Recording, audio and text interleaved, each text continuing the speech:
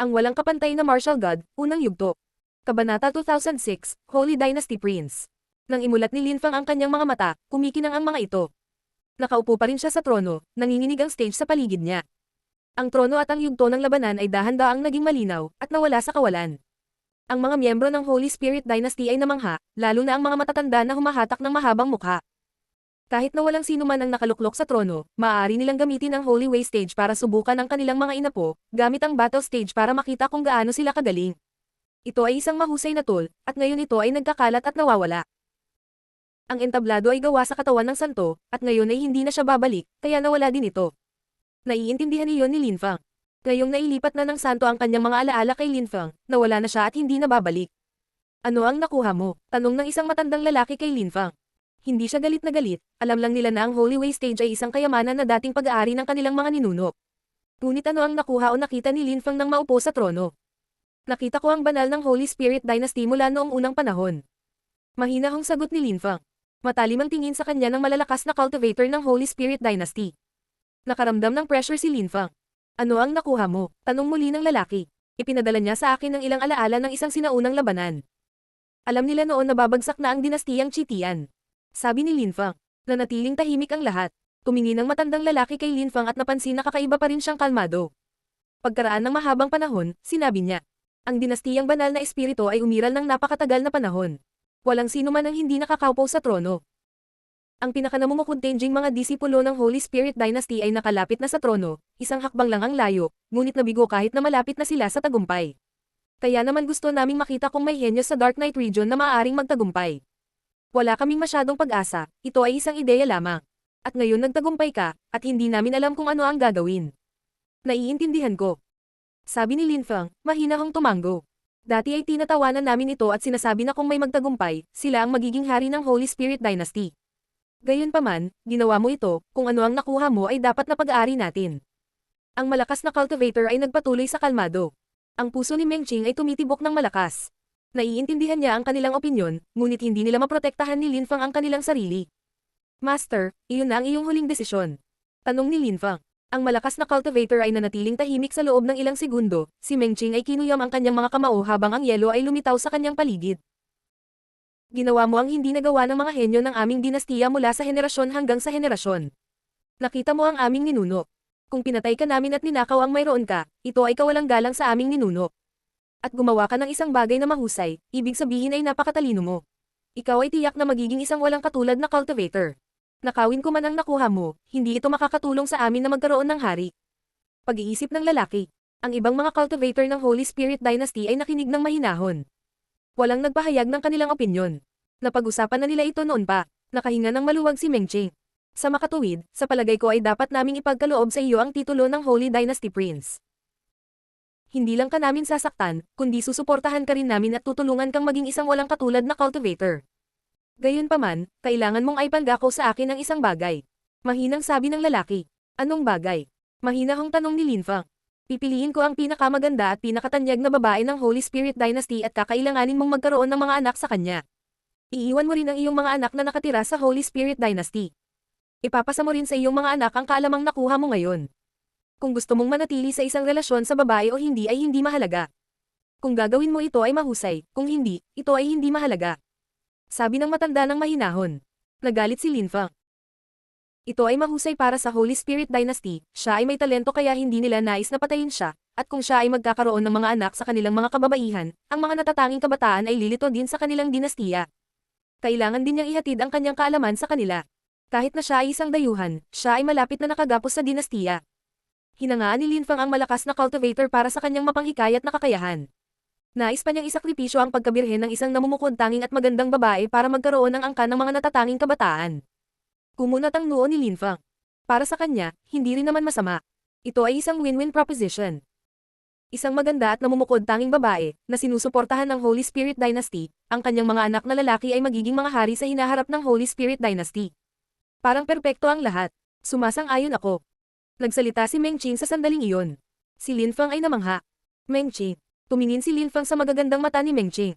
Linfang, sa tingin ko ito ay isang magandang deal. Sabi ni Mengqing. Para kay Linfang, perpekto ang lahat. Hindi makatanggi. Ang malalakas na cultivator ng Holy Spirit Dynasty ay tumingin sa kanya at tumanggo. Lin Feng, napakatalino mo, at mayroon ka ng napakagandang asawa, napakaswerte mo. Hindi ka naming guguluhin, gusto lang naming magkaanak ka sa mga babae ng aming dinastiya. Hindi mo na kailangan pang magpakasal sa kanila. Sumasang-ayon ako, sabi muli ni Mengqing. Sige, pipiliin ko ang pinakamaganda at natatanging babae ng Holy Spirit Dynasty. Huwag kang mag-alala, maaari kang pumili ng isa, Lin Feng. Sabi ng pinuno ng Holy Spirit. May pangalawang pagpipilian ba ako? Tanong ni Lin Feng. Dapat mong maunawaan na mahalaga sa amin ang pamana ng aming ninuno. Para sa iyo, walang ibang opsyon, o hindi ito magiging kasing perpekto. Nanatiling tahimik si Lin Feng ng ilang segundo at sa wakas ay tumango. Sa katunayan, walang mas mahusay. Hindi mo ba nakita ang Holy Dynasty Prince? Tumingon ng matanda at sumigaw sa karamihan. Biglang maraming tao ang yumuko kay Lin Feng at sumigaw. Holy Dynasty Prince. Tumingin si Lin Feng sa kanila at pagkatapos ay mahinahong sinabi. Maaari ba akong umalis? Ikaw na ang Holy Dynasty Prince ngayon, iyon ay mas mataas na katayuan sa lipunan kaysa sa isang ordinaryong prinsipe. Ang iyong mga anak ay magiging Holy Dynasty Princess din. Malaya kang gawin ang gusto mo. Alis na ako. Ahinahong sabi ni Lin Feng. Ang kanyang silweta ay commandant, at sinundan siya ni Mengqing. Magkahawak kamay sila at umalis. Mahigpit na hinawakan ni Lin Feng ang kam ni Mengqing. Lin Feng, hindi mahalaga. Baback up ka pa nila in the future, buti na lang. Nakangiting sabi ni Mengqing. Alam mo, wala akong pakialam na suportahan nila ako. Sabi ni Lin Feng, nakatingin kay Mengqing. Wala rin akong pakialam. Pagsang-ayon ni Mengqing, ngumiti ng malumanay. Hinaplos ni Lin Feng ang kanyang mukha at sinabing, gusto kong kasama mo ang aking unang anak. Nang marinig siya ni Mengqing, namula siya. Napakaganda niya noong mga sandaling iyon. Bumalik si Lin Feng sa dinastiyang TNC at tumigil doon ng ilang minuto. Hiniling niya kay Prinsesa Piao Zhu na tulungan siyang makakuha ng ilang impormasyon tungkol sa Moon Palace. Noong una ay gusto niyang tanungin si Yiren ng ilang bagay, ngunit hindi siya nagkaroon ng pagkakataon. Kaya sinabi sa kanya ni Piao Zhu na ang Moon Palace ay inimbitahan ng Ancient Jade Dynasty. Pagkatapos noon, pumunta si Lin Feng sa Ancient Jade Dynasty. Sinundan din ni Piao Zhu si Lin Feng. Ang sinaunang Jade Dynasty ay hindi ang pinakamatandang dynasty, sila ay lumitaw ng mahabang panahon pagkatapos. Ang nagtatag ng sinaunang Jade Dynasty ay tinawag na Jade Nymph, at ang kanyang katayuan sa lipunan ay napakahiwaga. Ang sinaunang Jade Dynasty ay halos mga babae, ngunit sila ay napakalakas. Ngunit hindi sila natakot ni Piao Zhu, kaya nang sabihin sa kanya ni Lin Feng kung ano ang gusto niyang gawin, nagpasya siyang sundan siya. Tutal, baliw ang lalaking ito. Ang walang kapantay na martial god, unang yugto. Kabanata 2007, Pagkidnap. Sina Lin Feng at Piao Zhu ay dumaong sa teritoryo ng sinaunang Jade Dynasty. Hinarang sila ng dalawang gwardya, ngunit sinabi ni Prinsesa Piao Zhu. Ako si Prinsesa Piao Zhu mula sa dinastiyang TNC. Pumunta kami upang makita ang iyong banal na prinsesa. Dahil isa kang prinsesa, pakisuyong sundan mo ako. Ang sabi ng isa sa mga gwardya na lubhang magalang at pinona ang daan. Umalis mag-isa ang ibang gwardya, malamang ay pumunta siya para ipaalam sa banal na prinsesa. Dinala ng ibang gwardya sina Lin Feng at Piao Zhu sa isang magandang lugar para makapagpahinga sila. May isang bangin na may talon, at isang natural na pool sa paanan ng talon. May ilang pavilion na nakakalat sa paligid, all in all, maganda ang tanawin. Magpahinga ka muna dito. Darating ang banal na prinsesa upang makita ka. Sige, salamat. Magalang na sabi ni Piao Zhu. Aalis muna ako. Sabi ng gwardya, na nakangiti ng manis. May banal bang prinsesa o prinsipe ang dinastiyang TNC? Tanong ni Lin Feng kay Prinsesa Piao Zhu, pagkaalis ng gwardya. Hindi naman, baka balang araw. Tumiti si Piao Zhu. May naintindihan si Lin Feng. Iba ang Ancient Jade Dynasty sa ibang grupo. Palagi silang may Holy Princess, at isa lang. Ang tawag sa kanya ng mga tao ay Holy Princess o Holy Jade Princess, siya ay hindi kapanipaniwala, napakalakas. Paliwanag ni Piao Zhu. Tumango si Lin Feng. Ang lahat ng mga prinsipe ng dinastiya ay napakalakas na, kaya malamang na mas malakas pa ang banal na prinsesa. Lin Feng, ano ang nangyari sa Holy Spirit Dynasty? Tanong ni Piao Zhu, na nakangiti kay Lin Feng. Siyempre, kung ayaw mong sabihin sa akin, okay lang. Na, umupo ako sa trono at pagkatapos ay dumaong ako sa isang sinaunang larangan ng digmaan. Nakatanggap ako ng ilang alaala mula sa Holy Spirit Dynasty's ancestor, at ako ang naging Holy Dynasty Prinsipe nila. Mahinang sabi ni Lin Feng. Si Piao Zhu ay natural na namangha, gayunpaman. Huwag kang mag-alala. Inimbitahan ako ng dinastiyang TNC, at sa mahiwagang mundo, makikipagtulungan ako sa iyo. Tumiti si Lin Feng. Gamaan ang loob ni Prinsesa Piao Zhu.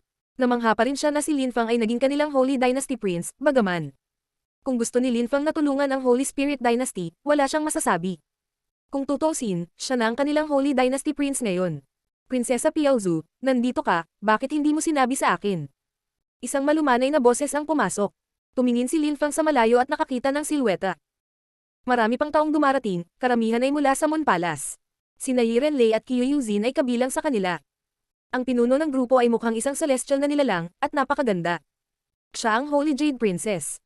Oh, si Linfang iyon. Narinig ko ang tungkol sa iyong mga tagumpay sa Holy Way Stage. Nagawa mo pang maupo sa Holy Imperial Throne. Sobrang galing mo, nalampasan mo ang maraming napakalakas na tao. A pleasure to meet you. Sabi ng Holy Jade Princess. Napaka-friendly niya. Tumingin si Linfang kay Qiu Yuzin at sabi, Holy Jade Princess, patawarin mo ako sa aking katapangan, ngunit pumunta ako dito dahil may hinahanap ako. Oh, sino yun? Tanong ng Holy Jade Princess. Tumingon si Linfang kay Qiu Yuzin at sinabing, sumama ka sa akin, Qiu Yuzin. Napatingin sa kanya ang Holy Jade Princess. Kaya si Linfang ang dumating para sa kanya. Naglabas si Qiu Yuzin ng malamig na chi at sinabi kay Linfang, hindi kita kilala. Naglalakad ako sa path of emotionlessness. Kung emotionless ka, hindi na kita istorbohin. Gayunpaman, gustong kontrolin ka ni Empress Shi gamit ang kawalan ng emosyon at hindi ako sumasang-ayon. Para kay Yuzin, kailangan kitang pigilan sa paglalakad sa landas na iyon. Lumakad pasulong si Linfang at naglabas ng nakakatakot na chi. Sumimangot ang Holy Jade Princess at sinabing, Linfang, nasa teritoryo ko ka, ang Ancient Jade Dynasty, at ang mga celestial na nilalang ng Moon Palace ay mga bisita natin. Sa tingin mo ba ito ang tamang lugar para gawin iyon? Si Qiu Yuzin ang babae ko, miyembro siya ng pamilya ko. Wala itong kinalaman sa iyo, prinsesa. Kung gusto mong makisali, hindi kita masisisi. Kung masangkot ang sinaunang Jade Dynasty, aalis ako. Gayunpaman, kung makikisali ka sa aking mga personal na gawain, magiging magkaaway tayo. Mahinahong sabi ni Linfang. Dahan-dahan siyang naglakad pasulong. Ang banal na Jade na prinsesa ay dumura. Pinagbabantaan mo ba ako? Kung sa tingin mo, wala akong pakialam. Sabi ni Linfang na walang pakialam. Prinsesa, ako na mismo ang mag-aayos ng sitwasyon. Malamig na sabi ni Qiu Yuzin. Kumislap ang silwete ni Qiu Yuzin. Bumangon siya sa hangin. Tumayo din si Linfang at hinarap si Qiu Yuzin. Tingnan natin kung maayos ang ginawa ni Empress Shi. Tingnan natin kung gaano ka naging matatag. Sabi ni Linfang. Lumipad siya sa unahan, lumitaw sa harap ni Qiu Yuzin, at itinaas ang kanyang kamao. Sumipol ang lupa at langit nang lumitaw ang walang emosyon na si Dao. Biglang nakaramdam ng malamig si Linfang. Ang walang emosyon na enerhiya ay malamig sa yelo at kasing talas ng mga talim. May impresyon si Linfang na siya ay magiging paralisado at walang emosyon. Nagbanggaan ang kanilang mga enerhiya. Napaatras si Qiu Yuzin. May impresyon si Linfang na siya ay nasa ulan ng dugo. Emotionlessness daw ba yan? Mayroon ka pa ring labis na lakas ng pagmamahal sa loob mo. Empress Shi, balang araw, magiging alipin kita. Malamig na sabi ni Linfang. Si Linfang ay nagiging walang emosyon din, ang kanyang kalooban ay hinihigop. Naglabas si Qiu Yuzin ng nakakatakot na enerhiya na walang emosyon na nagpawi sa kalangitan. Ang kawalan ng emosyon ay ang pinakamahusay na landas upang makamit ang kaliwanagan. Malamig na sagot ni Qiu Yuzin. Nagsimulang umihip ang hangin gawa sa walang emosyong lakas. Si Linfang ay napapaligiran ng mga enerhiya. Gayunpaman, nanatili siyang kalmado at tahimik at inilabas ang layunin ni Dao. Naging itim ang kanyang mga mata at tinitigan si Qiu Yuzin. Ang landas ng kawalan ng emosyon ay kalokohan. Kung wala kang emosyon, wala kang pakialam, wala ka ring pakialam sa enlightenment. Ang pagiging malaya at walang pidgel ay ang pinakamahusay na paraan upang makamit ang kaliwanagan, hindi ang kawalan ng emosyon. Ang paggamit ng marks of the path para maintindihan ang Dao ay katangahan halimbawa, hindi ito puro. Kaya mas malala pa kung may nagpapagawa sa iyo. Sabi ni Linfang. Kumaibat ang puso ni Qiu Yuzin. Sinusubukan niyang sirain ang kalooban ng Dao niya. Kinilig ang Holy Jade Princess nang marinig siya. Ginawa ng Dao ang sarili sa kalikasan. Ang Dao ay hindi tungkol sa pang-aapi sa Dao at damdamin ng isang tao. Ang pagiging malaya at walang pidgel ay ang pinakamahusay na paraan upang makamit ang kaliwanagan. Ito ang unang pagkakataon na nakarinig siya ng mga kagiliw-giliw na konsepto. Si Linfang ay napakatalino. Yuzin, naaalala mo ba na iniwan mo ang iyong pamilya? Tanong ni Linfang, para siyang demonyo. Gusto niyang hanapin ang kahinaan nito. Tandaan mo na sa bahwang, naging walang emosyon ka para protektahan ako. Mukha pa siyang demonyo. Napansin ng karamihan na ang kawalan ng emosyon ni Qiu Yuzin na si Dao ay unti-unting nagwawala. Ang layunin ni Linfang sa Dao ay mas malakas kaysa sa kanya. Si Linfang ay unti-unting lumalapit kay Qiu Yuzin. Mahalaga ang emosyon. Ikaw ang aking babae. Mahal kita. Kung gusto ka ng Dao mo na nakawin ka sa akin, sisirain ko ang Dao mo. Ang puso ni Qiu Yuzin ay nanginginig ng husto. Papalapit ng papalapit si Linfang sa kanya. Ang buhok ni Qiu Yuzin ay lumilipad sa hangin, sumuntok siya sa direksyon niya. Sumipol ang Dao niya papunta sa kanya. Ikanaway din ni Linfang ang kanyang mga kamay at ang lakas ng kamatayan ay bumagsak sa kanyang walang emosyon na enerhiya. Bumilis si Linfang sa isang malabong galaw. Tingnan mo ako. Paputok na sigaw ni Linfang. Naramdaman ni Qiu Yuzin ang isang nakakatakot na lakas na pumasok sa kanyang utak. Naramdaman niya ang pakiramdam na nawawalan na siya ng kontrol. Tumalon si Linfang palapit sa kanya at niyakap siya. Prinsesa Piaozu, tara na. Nagulat ang mga miyembro ng Moon Palace nang makita nilang niyakap ni Lin Feng si Qiu Yuzin. Sabay-sabay silang kumilos para pigilan siya. Mamamatay ang mga sumusubok na pigilan ako. Mabangis na sigaw ni Lin Feng. Lumitaw at bumagsak ang World of the Living Imprints. Nang maramdaman ng mga kababaihan ng Moon Palace ang lakas ni Lin Feng, umatras sila, nakita ang kanilang sarili na biglang napalibutan ng mga death energies. Si Lin Feng ay nawala sa ihip ng hangin. Pinanood ng Holy Jade Princess si Lin Feng na umalis, kumikinang ang kanyang mga mata. Napaka-agresibo ng lalaking iyon. Hindi ba siya natakot sa paghihiganti ng Moon Palace? Ang Moon Palace ay napakalakas. Banal na prinsesa, pasensya na, sabi ni Prinsesa Piaozu, nakangiti sa Holy Jade Prinsesa. Sinundan niya si Lin Feng. Kung gusto nang daw na nakawin ka sa akin, sisirain ko ang daw mo. Ang walang kapantay na martial god, unang yugto. Kabanata 2008, banal na espiritu natural na makadiyos na kasanayan. Dinala ni Lin Feng si Qiu Yuzin pabalik sa dinastiyang Tianxi. Sa sandaling iyon, sa kanyang mundo ng espiritu, si Qiu Yuzin ay natulala sa mga tanawin. Tumingin siya kay Lin Feng at sinabing, "Nasaan tayo?" "Nasa aking mundo." Mahinahong sabi ni Lin Feng. "Ano ang balak mong gawin?" "Nasa isang walang hangganang patag na lupain sila. Alam ko na hindi ka nagbago, tanging ang daw embryo mo lang ang nagbago. Alam kong hindi ka ganap na nagsasarili. Maaaring naimpluwensyahan ka ni Empress Shi, isang bahagi mo si Empress Shi. Hindi kita bibitawan hanggang sa tuluyang mawala ang imprint na inilagay ni Empress Shi sa iyong katawan, at ang iyong emotionlessness daw ay masisira. Saka ka lang magiging Qiu Yuzin." Mataimtim na sabi ni Lin Feng. Itinaas niya ang kanyang kamay at lumitaw ang dating lugar ng Tiantai, lahat ng 81 palasyo. Isang palasyo ang tinitirhan niya noong araw. Inilabas ni Lin Feng ang kanyang makadiyos na kamalayan, na naglalaman ng mga thread ng walang kamatayang lakas. Sila ay naging mga alaala. Tumitaw doon ang mga silhouette ni Lin Feng at Qiu Yuzin. Sobrang lapit nila sa isa't isa. Tumingon si Lin Feng at muling iwinagayway ang kanyang kamay. Maraming mga imahe ang lumitaw sa kanilang paligid, kasama na ang maraming beses nang si Lin Feng ay nagudyok kay Qiu Yuzin sa maliit na mundo, ang maraming beses na sila ay nakipaglaban, at iba pa. Lin Feng, Meng Qing, Qiu Yuzin, silang tatlo sa tubig, o noong sila ay nasa mundo ni Emperor Yu. Muli namang ikanaway ni Lin Feng ang kanyang kamay. Tumitaw si Zuan Yuan, mga tao ng Tianlong Divine Castle. Kahit saan tumingin si Qiu Yuzin, napapaligiran siya ng pamilyar na mga alaala. Ang walang emosyong lakas ni Qiu Yuzin ay patuloy na umiikot sa paligid niya, at siya ay nanginginig. Nagkaroon siya ng buhay, mga kaibigan, isang pamilya, at ngayon si Empress Shi, gusto mo siyang sirain. Paano kita papayagan? Malungkot na sabi ni Lin Feng. Ang huling eksenang lumitaw ay noong nasa labas sila ng Moon Imperial Palace, nang si Lin Feng ay mukhang durog at wasak. Napaluha si Qiu Yuzin. Umiiyak ka, si Yuzin ka pa rin. Paano ka naging walang emosyon? Sabi ni Lin Feng, ngumiti ng malumanay. Dahan-dahan itong naglakad palapit sa kanya. Tinitigan siya ni Qiu Yuzin, ngunit hindi niya ito pinigilan. Niyakap siya ni Lin Feng ng mahigpit habang nanginginig. "Yuzin, palagi kang mananatili sa akin mula ngayon." Inilagay ni Lin Feng ang kanyang mga kamay sa ilalim ng kanyang damit at hinaplos ang kanyang balat. Siya ay malamig, ngunit ang kanyang mga galaw ay mainit. Hindi. Naglabas ng walang emosyong lakas si Qiu Yuzin. Bumalik si Lin Feng, at nang umalis siya ay sinabi niya, "Yuzin, maging matyaga. Hindi ikaw si Empress Shi. Alisin ko ang kawalan ng emosyon na imprint sa iyong katawan." Si Lin Feng ay nawala mula roon. Naiwan siyang napapalibutan ng lahat ng mga alaalang iyon. Tumingin si Qiu Yuzin sa paligid at umupo. Habang pinapanood niya ang mga eksenang iyon, napangiti siya. Pagkaalis ni Lin Feng, gumawa siya ng ilang clone. Pinuntahan niya si Zuyu at naupo nang naka-cross-legged sa Blue Aptala Lotus. Nagpakita rin siya sa ibang lugar, isang sinaunang larangan ng digmaan. May isang santo na may mga kagiliw-giliw na pamamaraan, ang kanyang mga suntok ay maaaring maging banal na espiritu, maaari nilang baguhin ang lupa at kalangitan sa kanilang paligid. Sa bawat oras na sumuntok siya, nagbabago ang mga bagay sa paligid niya, ang mga suntok ay maaaring maging walang kamatayang lakas.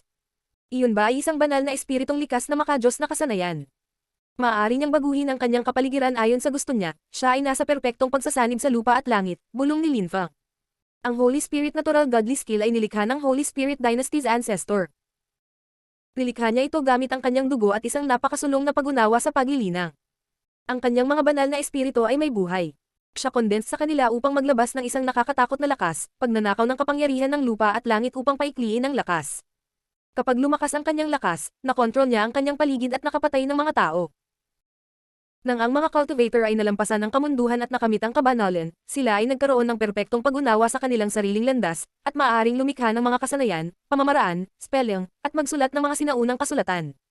Mayroon silang halos walang limitasyong kapangyarihan. Nang si Lin Fang ay nasa Holy Way stage at naupo sa Holy Imperial Throne, nakita niya ang labanan ng mga santo, at nakuha rin niya ang kasanayan ng banal na dinastiyang banal na espiritu. Nakakatakot ang mga banal, naisip ni Lin Fang. Ang labanan ng mga banal ay isang mahalagang kayamanan para sa mga cultivator. Makakatulong ito sa kanila na mas maunawaan ang paglilinang. Kung alam ng mga dakilang emperador na mayroon siyang gayong mga alaala, agad nilang maiisip na nakawin ang mga iyon mula sa kanya. Hindi nakakagulat na ang Holy Spirit Dynasty ay ayaw silang isuko. Mayroon ding nagtatanim ng espada sa sinaunang larangan ng digmaan. Gumamit siya ng Kasyapa sword attacks, at sa isang iglap, lahat ng nasa paligid niya ay inatake. Siya ay mukhang isang nakakatakot na mamamatay, at lahat ng mga banal ay natatakot sa kanya. Ang mga sinaunang nagtatanim ng espada ay hindi kapanipaniwala, lahat sila ay nakalaya mula sa Great Daw. Pinag-isipang mabuti ni Lin Fang ang labanan. Kung i-condense niya ang Holy Spirits gamit ang Holy Spirit Natural Godly Skill, anong klaseng Holy Spirit ang gagamitin niya?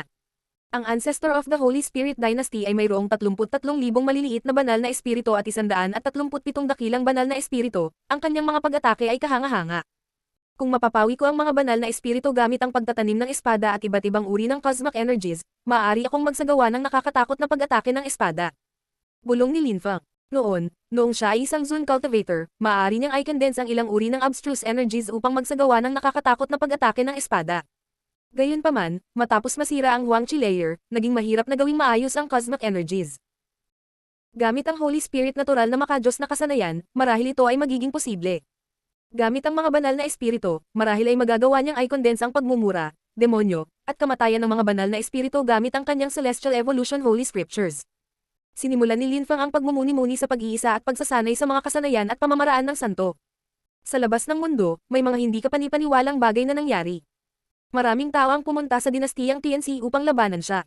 Si Lin Fang ay nasa Holy Imperial Throne at ang balita ay kumalat sa lahat ng dako. Maraming mga henyo ang gustong makita kung kasing lakas nila si Lin Fang. Gusto nilang ikumpara ang kanilang sarili sa isang taong may potensyal na maging isang walang katulad na cultivator balang araw.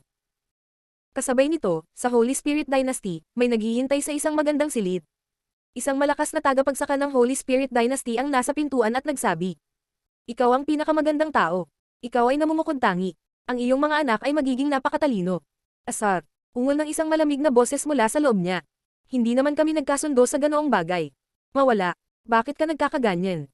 Tanong ng malakas na cultivator, ayaw sumuko. Ipinagpatuloy niya. Sobrang galing niya, nasa Holy Way stage siya at naupo sa Holy Imperial Throne, wala pang nakakagawa niyan dati. Guwapo siya, determinado, and everything. Siya ay isang mahusay na binata. Bilang isang medium-level na emperor, natalo niya si Ji Chang at sinuportahan siya ni Shi Julao Xian. Maraming babae ang nangangarap na magkaroon ng ganoong lalaki. Magiging santo siya balang araw. Ang paghiling sa iyo na maging babae ay hindi isang kahihiyan, hindi ba? Sabi ko, asar ka. Mahinang bumawi ang boses. Pag-isipan mo sana. Babalik ako sa'yo. Hindi na ako makapaghintay na makita ang mga magiging anak mo kay Lin Fang. Sabi ng taong iyon bago umalis. Ang hindi nakikitang babae ay tumawag. Teka. Nagbago ba ang isip mo? Tanong ng malakas na cultivator ng Holy Spirit Dynasty, bahagyang tumalikod. Anong pangalan niya, sabi mo? Tanong ng taong nasa loob, pero parang nagyayelong pa rin siya. Lin Fang, mula sa Holy City, Champion University. Sagot ng matanda. Ang walang kapantay na martial god, unang yugto. Kabanata 2009, 18 banal na espiritu. Sa kanyang daigdig ng mga espiritu, ang lakas ng Blow Up the Lotus ay lumalabas, habang ang kanyang Heavenly Grace Ancient Tree ay naglalabas ng lakas ng 10,000 bagay ng paglikha. Si Lin Fang ay napapalibutan ng mga cosmic energies na nagsimulang magsama-sama. Isang espada ang nakabitin sa itaas ng ulo ni Lin Fang. Ang kanyang nakasisilaw na TNG sword ay karaniwang nasa loob ng kanyang katawan. Sa ngayon, ito ay mukhang may kantab at malinis, nagninangning ng buong pagmamalaki. Ang TNG sword ay patuloy na sumipol. Tumiti si Lin Fang, ang banal ng Holy Spirit Dynasty ay maaaring lumikha ng lahat ng uri ng mga banal na espiritu, at ang aking TNG sword ay isang espiritual na nilalang. Susubukan kong lumikha ng ilang maliliit na espiritu. Ikanaway ni Lin Fang ang kanyang kamay at ang kanyang TNG sword ay humiwa sa kalangitan. Buksan. Sigaw ni Lin Fang. Ang kanyang TNG sword ay kumikinang ng maliwanag, at ang mga ilaw ng lahat ng kulay ay lumitaw sa paligid nito. Gumawa si Lin Fang ng ilang mga handsil. Namuo ang mga enerhiya sa paligid ng kanyang sword soul. Ang lakas ng kosmiko ay patuloy na dumadaloy sa mga kaluluwa ng kanyang espada. Ang mga kaluluwa ng espada ay naging mga sinaunang espada at hinihigop ang mga cosmic energies ng lupa at langit. Ang mga maliliit na banal na espiritu ay maaaring sumipsip ng lakas ng lupa at langit. Hindi pa iyon magagawa ni Lin Fang.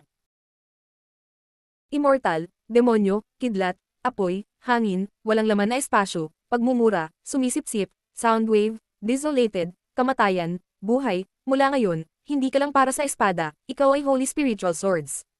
Bulong ni Linfang. Ninais niyang maging dambuhalang ang kanyang espada, at ang dambuhalang espada ay nagsimulang sumipsip ng lakas ng lupa at langit. Ang mga cosmic energies ay patuloy na nanginginig sa paligid niya. Hindi tumigil si Linfang pagkatapos noon. Isang kamatayang demonyo ang lumitaw sa kanyang sipan. Ibinuka niya ang kanyang bibig at hinigop ang kamatayan at lakas ng demonyo. Tulad ng isang sinaunang cultivator, nagsimula siyang lumikha ng mga banal na espiritu. Ang banal ng dinastiyang banal na espiritu ay mayroong 33,000 maliit na banal na espiritu at 137 dakilang banal na espiritu. Ito ay isang nakakatakot na pag-atake. Para kay Linfang, simula pa lang ito. Sa isip ni Linfang, lumitaw ang Wings.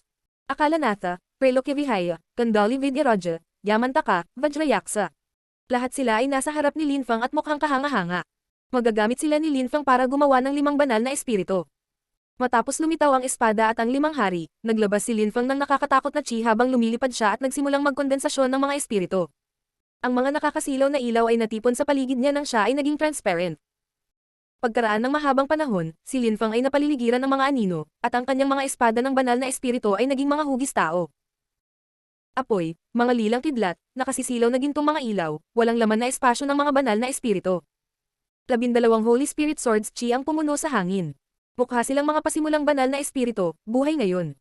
Ang lahat ng mga uri ng lakas ay patuloy na nagsasama sa hangin.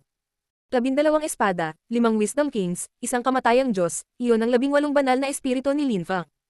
Ang mga banal ay may hindi kapanipaniwalang mga kasanayan, parang makokontrol nila ang 10,000 bagay ng paglikha. Ang paggamit ng mga banal na espiritu sa pag-atake ay isang nakakatakot na paraan ng pakikipaglaban. Naisip ni Linfang. Ipinikit niya ang kanyang mga mata at nagpractice na gawing evolve ang kanyang Holy Spirits. Dalawa sa mga clone ni Linfang ay kasama ni Kyuyuzin. Unti-unting kumalat ang walang emosyong enerhiya sa kanyang katawan. Sa wakas ay tumigil si Linfang sa pagsasanay sa paglilinang. Naalala niya ang kanyang 18 banal na espiritu sa kanyang katawan, itinaas ang kanyang ulo at tumingin kay Mengqing, na nakaupo sa puno. Tumalon si Linfang at lumapag sa tabi niya. Binuksan ni Mengqing ang kanyang mga mata. Tumiti siya at sinabing, "Tapos ka na bang mag-practice ng basyon?" "Oo, nagawa kong lumikha ng mga banal na espiritu salamat sa pamana na natanggap ko mula sa santo. Sa hinaharap, ipagpapatuloy ko ang pag-aaral sa kanila. Ilalapat ko ang mga prinsipyo ng celestial evolution na banal na kasulatan at babaguhin ang mga ito. Lalakas ako nito." Tumiti si Linfang. "Bakit hindi ka magmadali at magsanay pagkatapos?" Malumanay na sabi ni Mengqing. Inilagay ni Linfang ang kanyang mga kamay sa kanyang baywang. Niyakap niya ng mahigpit si Mengqing. Nilapit nito ang bibig sa tenga niya na ikinagigil niya. "Gusto ko munang magkaroon ng anak sa iyo," sabi ni Linfang. Nang inagat na mula si Mengqing. Bamantong hininga si Mengqing. Niyakap siya ni Linfang at ngumiti. "Tara na at gumawa tayo ng bata." Nang marinig ni Mengqing ang pagngiti ni Linfang, tumawa siya. Mukhang nahihiya siya. Kung may nakakita sa kanya, mamangha sila, isang celestial being na namula. Dinala ni Linfang si Mengqing sa malapit na kubo. Nakahiwalay ito sa labas ng mundo, marahan niya itong kinaladkad papunta sa isang kama. Kahanga-hanga ang katawan ni Mengqing, at labis na napukaw si Linfang nang makita niya ang pamumula nito. Nakakabigla ang itsura niya. Lumipat si Linfang sa ibabaw niya at ngumiti. "Mengqing, ano ang itatawag natin sa ating anak? Maaari kang pumili." Bulong ni Mengqing. "Bueno, maglaan ng oras para mag-isip pagkatapos nating magmahalan," sabi ni Linfang, ngumiti ng masama, at pagkatapos ay sinimulan niyang gawin iyon. Sa lalong madaling panahon, oras na upang pumunta sa misteryosong mundo. Ang mga henyo na naimbitahan sa dinastiyang TNC ay nagtipon. Napakaganda ng palasyong kinaroroonan nila. May mga hagdan na may 79 na hakbang, at maraming mga gusali, lahat ng mga ito ay napakalaki. Dumating si Linfang at ang iba pa kasama ang 2 pang grupo. Wala silang pinasok na building, nakatayo lang sila at nagkukwentuhan. Mayroong ilang mga henyo na hindi naimbitahan, ngunit dumating bilang isang paraan ng paggalang. "Linfang." May tumawag sa sandaling iyon. Nakaramdam si Linfang ng matatalas na enerhiya. Nang sumunod na araw, sikat na si Linfang. Narinig nilang lahat ang mga nagawa ni Linfang. 2 tao lang ang nakarating sa Holy Way Stage. Ang isa sa kanila ay si Chu Chunkyu, ang isa ay si Linfang, at silang dalawa ay mula sa banal na lungsod. Ngunit si Linfang ay hindi lamang napunta sa Holy Way Stage, siya rin ay nasa trono. Siya lang ang nakagawa nito. Gusto ng lahat na lumaban kay Linfang para ikumpara ang kanilang sarili sa kanya. Marami sa kanila ay hindi pa nakapunta sa Holy Way Stage, ngunit hindi nila alam kung gaano ito kahirap, at ang mga cultivator ay may tiwala sa sarili. Kumbinsido sila na magagawa nila ang mahusay. "Linfang, noon, wala pa tayong ganoong kalaking labanan, 70% lang ng lakas ko ang ginamit ko. Sana makalaban ulit tayo sometime soon." Sabi ni Crazy Bull ng mga sandaling iyon. Tumiti si Lin Feng at sinabing, kung gusto mong lumaban, gusto ko rin. Gusto ko ring makita kung gaano kalakas ang pinakatalentadong cultivator. Sana ang iyong talento ay tumugma sa iyong lakas, kung hindi, ano ang magiging punto? Ang lahat ay gumagalaw sa pananabik. Sige, narito ang banal na emperador. Putol ng isang tao, nakatingin sa malayo. Ilang tao pa ang dumating. Ang banal na emperador ay may kasamang dalawang babae. Ang banal na emperador ay mukhang bata pa, ngunit malamang na siya ay napakalakas at mas matanda pa sa kanya. May dalawang napakagandang babae sa likod niya. Dalawang imperial concubines, isa sa kanila ang ina ni Piao Zhu. Ang dinastiyang TNC ay napakalakas, at ang kanilang mga kababaihan ay napakaganda rin. Kinailangan nilang pangalagaan ang isang makapangyarihang linya ng dugo sa pamilya. Hello, Holy Emperor, Queen, Imperial Concubine. Sabi ng lahat na yumuko sa harap nila. Napangiti silang lahat at sinabi, masyado kang magalang. Lahat ay pumunta rito, ito ay isang karangalan para sa amin. Maupo ka, huwag maging magalang. Kumaway ang banal na emperador. Umupo ang lahat. Magkasamang nakaupo ang grupo ni Piao Zhu at Lin Feng, ang mga miyembro ng Goblin Spirit University at isa pang prinsipe ay magkakasama, at ang malalakas na cultivator ng Ancient Holy Clan ay umupo kasama ang isa pang prinsipe na nag-imbita sa kanila. Magkasamang pupunta ang tatlong grupong ito sa mahiwagang mundo. Ang walang kapantay na martial god, unang yugto. Kabanata 2010, ang galit ni Empress Shi. Sinulyapan ni Lin Feng ang dalawa pang prinsipe, na may kahangahangang anyo, marangal at maringal. Bata pa sila, ngunit makikita ng isa na sila ay may dugong imperial. Ang mga emperador ay nagkaroon ng maraming anak na lalaki, sinusubukan na magkaroon ng mas maraming pagkakataon na magkaroon ng mas namumukontenjing tagapagmana. Lahat ng tao ay ganyan. Ginawa rin ng mga prinsipe ang lahat ng kanilang makakaya para sa dinastiya. Ang katotohanan na si Piao Zhu ay maaaring pumunta sa banal na lugar ay isang palatandaan na siya ay hindi kapani-paniwalang malakas. Lahat, si Prinsipe Yan iyon, si Prinsipe Chen iyon, at ang Prinsesa Luo Zhu na iyon. Sabi ng banal na emperador. Si Prinsesa Luo Zhu ang ibang pangalan ni Prinsesa Piao Zhu. Inimbitahan ni Prince Chen ang mga cultivator ng Goblin Spirit University, inimbitahan ni Prince Yan ang malalakas na cultivator ng Ancient Holy Clan. May natanto si Lin Feng. Si Prinsipe Yan ang pinakamalapit sa banal na emperador, si Prinsipe Chen at ang iba pa, gayon din si Prinsesa Luo Zhu at ang kanyang grupo, ay mas malayong magkasama, na parang mas mataas ang katayuan ni Prinsipe Yan. Nang ipakilala sila ng Holy Emperor, una niyang binanggit si Prinsipe Yan. Ito ay hindi isang makabuluhang senyales, ngunit pa rin. Isang magandang kinabukasan ang naghihintay sa inyong lahat. Salamat sa pagtanggap sa pagkakataong ito na pumunta sa mahiwagang mundo kasama ang aking mga inapo. Sana ay masiyahan at makinabang kayong lahat sa pakikipagsapalaran. Magalang na sabi ng banal na emperador. Hindi niya sinabing kailangan niya ang mga ito. Proud siya, gusto daw niya ng tulong at umaasa siyang makikinabang ang lahat. Ito rin ay isang mahusay na paraan upang magtatag ng mga relasyon sa iba pang hindi kapani-paniwalang malalakas na tao. Sa hinaharap, maaaring maging magkaibigan pa rin ang mga kabataang ito. Masyado kang magalang. Mahinahong sagot ni Prince Yan. Tumiti ang banal na emperador at tumanggo. Lahat, halika, uminom, mag-toast tayo. Itinaas ng lahat ang kanilang baso at ibinaba ang kanilang inumin. Ang lalaking katabi ni Prinsipe Yan ay mukhang ordinaryo at malinis, matangkad siya at kulay ginto ang kanyang mga mata, parang mabilis ang kanyang enerhiya. Wang Jian, ang iyong weapon daw ay hindi ka panipaniwala, malamang na madali kang pumatay ng mga tao nang hindi nila namamalayan ngayon. Nakangiting sabi ng banal na emperador. Kung totoo iyon, nalampasan ko na ang kamunduhan at nakamit ko ang kabanalan. Magalang na sabi ni Wang Jian pabalik. Masyado kang humble. Kahit na si Zhuo Qing ay may king type na katawan, hindi kanya matatalo. Masayang ngumiti ang Holy Emperor. Walang sinabi si Wang Jian, ngunit talagang gusto niyang subukang labanan si Zhuo Qing, sa totoo lang. Crazy Bull, dapat ay napakalakas mo rin. Tumingin ang Holy Emperor sa Crazy Bull at ngumiti. Ang pinakamahusay na cultivator na inimbitahan ni Prince Yan ay si Wang Jian, at ang pinakamalakas na inimbitahan ni Prince Chen ay malamang na Crazy Bull. Sa huli, tumingin ang Holy Emperor kay Lin Feng at ngumiti. Lin Feng, sikat ka. Alam na ng lahat ang tungkol sa iyo sa Chitian Holy Town ngayon. Natalo mo si Ji Chang bilang isang medium level na emperor, at ikaw lang ni Chu Chunqiu ang nakarating sa Holy Way Stage. Higit pa riyan, naupo ka pa sa Holy Imperial Throne, ikaw lang tanging nakagawa nito. Ikaw ay nakakabilib. Lahat ng mga henyo ng banal na bayan ng Chitian ay gustong makipagpalitan ng pananaw sa paglilinang sa iyo. Maswerte ako. Simpleng sabi ni Lin Feng.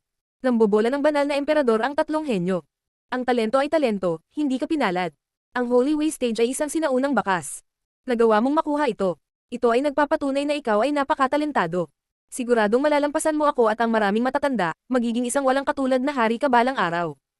Tumiti ang Holy Emperor. Sana nga. Mahinahong sagot ni Lin Feng. Hindi siya mukhang masaya o malungkot. Gagawin mo. Hiniling ko sa iyong mga tao na pumunta dahil gusto kong makilala mo ang ilang mahuhusay na cultivator. Gusto ko ring pag-usapan ang tungkol sa banal na lugar. Ang banal na lugar ay isang mahiwagang mundo na tinatakan ng mga banal. May mga historical remains doon. Ang mga ninuno ng Chitian Holy Town ay nag-iwan ng mga kayamanan doon noong sinaunang panahon. Maraming mga tao ang naroon, kaya't mas marami ang mga sinaunang kayamanan doon kaysa dati. Hindi ko alam kung ano ang eksaktong makikita mo doon, ngunit hindi ka pupunta sa bakasyon, ito ay isang napakadelikadong lugar. Maraming tao ang namamatay doon sa tuwing magbubukas ito. Ang pinakamalakas na tao ay maaaring makinabang ng malaki, ngunit ang iba ay namamatay. Yan, Chen, Lozu, tandaan mo iyan. Sabi ng banal na emperador. Nag-isip si Lin Feng habang nakidito. Ang banal na emperador ay nakikipag-usap sa kanyang tatlong anak at sinusubukang ipaunawa sa kanila na kailangan nilang magtulungan. Marahil ang kanilang mga relasyon ay hindi masyadong magiliw. Prinsesa, kumusta ang relasyon ng mga prinsesa at prinsipe? Tanong ni Lin Feng ng telepath. Kailangan niyang maunawaan ang puntong ito. Kung hindi, sa mahiwagang mundo, maaari itong maging lubhang mapanganib. Ang mga prinsipe at prinsesa ay nakikipagkompetensya sa lahat ng oras, at ang kompetisyon ay maaaring maging mabangis at malupit. Ang isang dynasty ay parang mundo, ito ang batas ng gubat, lalo na sa mga dinastiya kung saan walang mga banal na prinsipe at banal na prinsesa. Sagot ni Piao Zhu. Hindi niya itinago ang katotohanan kay Lin Feng. Medyo tahimik siya tungkol dito. Nakita ko, kung makakita tayo ng mga kayamanan, maaaring subukan ni Prince Chen at Prince Yan na nakawin ang mga ito sa atin. Nagpatuloy si Lin Feng. Oo, ang banal na emperador ay nagpapaalala sa atin na kailangan nating magkapit kamay kapag nakikipaglaban sa mga kaaway. At kung may makikita tayong kayamanan, hindi tayo dapat kumilos ng walang ingat at mag-atake sa isa't isa. Sagot ng prinsesa. Medyo naiintindihan ni Lin Feng ang sitwasyon. Kailangang kontrolin ng mga royal ang kanilang sarili sa paglalakbay na ito. Hindi ko na kailangan pang sabihin sa inyo kung ano ang gagawin sa misteryosong mundo, good luck lang sa inyong lahat. Sana ay makinabang kayong lahat. Wika ng Holy Emperor, itinaas ang kanyang baso. Wala naman daw talagang importante, formalities lang. Pagkatapos ng piging, umalis si Lin Feng at ang iba pa para maghanda para pumunta sa misteryosong mundo. Nagpatuloy si Lin Feng sa pagsasanay sa paglilinang. Nakaramdam siya ng pressure. Matagal nang naging champion ang Crazy Bull, at mas malakas kaysa kay Ji Chang. Si Wang Jian, na inimbitahan ni Prinsipe Yan, ay isang napakalakas at nagsasanay na tagapagtanam ng armas. Maaari pa niyang talunin si Zuo Qing, na nakarating na sa tuktok ng Huang Qi layer. Baka mas malakas pa si Wang Jian kaysa Crazy Bull. Sa mahiwagang mundo, ang kanyang mga kaaway ang magiging pinakamalakas na cultivator ng Dark Knight region. Wala siyang pagpipilian, kundi ang subukan at maging mas malakas. Si Qiu Yuzin ay nakaupo pa ring mag-isa sa isang field. Lumapit sa kanya ang clone ni Lin Feng. Nakaupo siya, nakasuot ng puting damit. Napakaraming araw na siyang nandoon, nakikipaglaban sa kanyang sarili. Nang lumitaw si Lin Feng sa kanyang harapan, itinaas niya ang kanyang ulo, mukhang malabo at mapatla. Yuzin, sabi ni Lin Feng na nakayuko. Nilagay niya ang mga kamay niya sa pisngi niya at ngumiti. Magaling ka, ikaw si Qiu Yuzin, babae ko. Hindi ko ito maaalis. Sabi ni Qiu Yuzin na umiling. Parang nasasaktan siya. Tutulungan kita. Sabi ni Lin Feng, marahang itinulak niya ito sa lupa at pumaibabaw sa kanya. Namutla ang mukha niya. Walang humpay siyang umiling. Hindi natin kaya. Umikot ang mga mata niya, hindi siya kamukha ng parehong tao, mukha siyang possessed. Ikaw ang aking babae, palagi kang magiging akin, magpakailanman. Kaya kong gawin ang lahat sa iyo. Sabi ni Lin Feng, inilagay ang kanyang mga kamay sa kanyang mga braso, bago niya sinimulang halikan ang kanyang leeg at labi at susu. Bastos-bastos. Malamig na sabi ni Yuzin. Bilang tugon, pinunit ni Lin Feng ang kanyang damit. Nanginginig si Qiu Yuzin. Pinaghalong hirap at saya. Ngunit dahan-dahan, ang kanyang walang emosyon na lakas ay naglaho. Nagsimula siyang nasiyahan sa proseso. Ang damo ang kanilang higaan. Sina Qiu Yuzin at Lin Feng ay naging isa. Patuloy na hinahalikan ni Lin Feng ang kanyang balat ng marahan at marahan. Tiningnan niya ang magagandang mata nito at sinabi, Yuzin, akin ka. Nakakaasar si Empress Xi at ang kanyang kawalang emosyon. Sa sandaling iyon, sa Moon Palace, isang malamig na Qi ang lumitaw at naging ulap. Isang magandang celestial na babae ang bumangon sa hangin sa malamig na galit. Lin Feng, dudurugin kita sa 1,000,000 piraso. Sa sandaling iyon, si Empress Xi ay nanginginig ng husto, ang kanyang puso ay tumitibok. Si Qiu Yuzin ay hindi niya clone, na-impluwensyahan lang siya. Kung si Yuzin ay bumalik sa kanyang katinoan, siya ay si Yuzin. Gayunpaman, parang siya si Yuzin at si Yuzin ay kanya.